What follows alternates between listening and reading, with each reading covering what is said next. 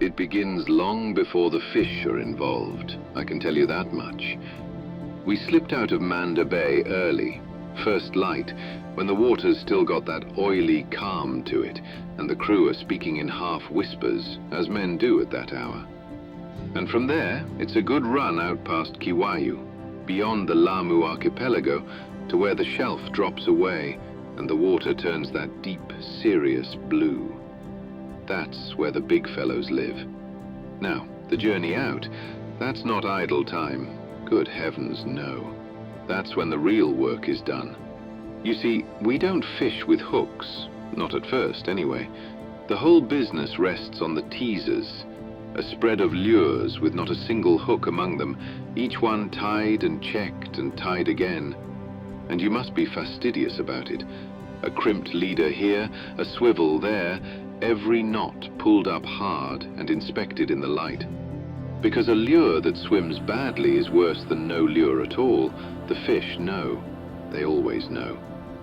So the crew and I sat about the deck of Cheza, fine old girl she is, with leaders across our knees, rigging the whole spread while she pushed us out to sea.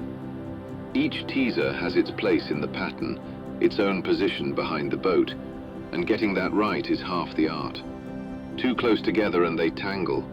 Too far apart and you've no spread at all. And right at the very back, the last one out, the shy fellow at the end of the line, that one carries a hook. Just the one.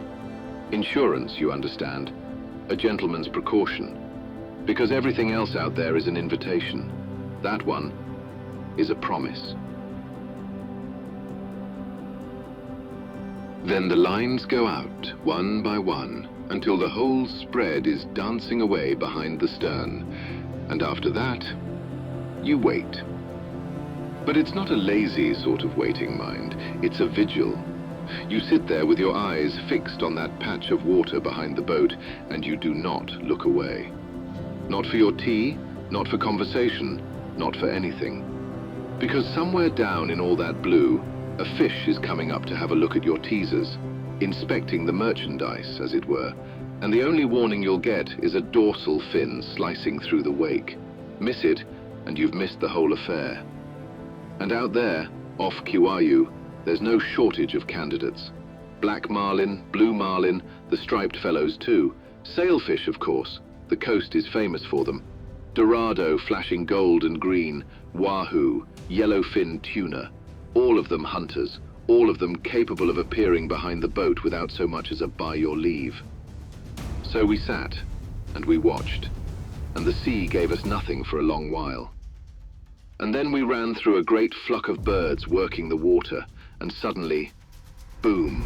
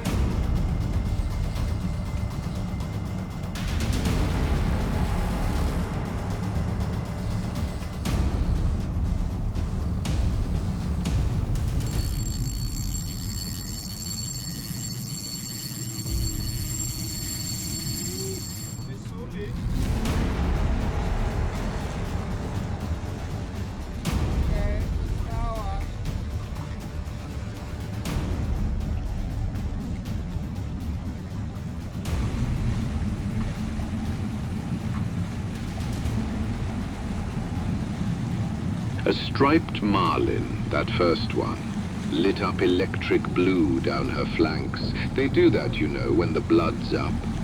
You get her to the boat, a hand on the bill, a moment of admiration, and away she goes.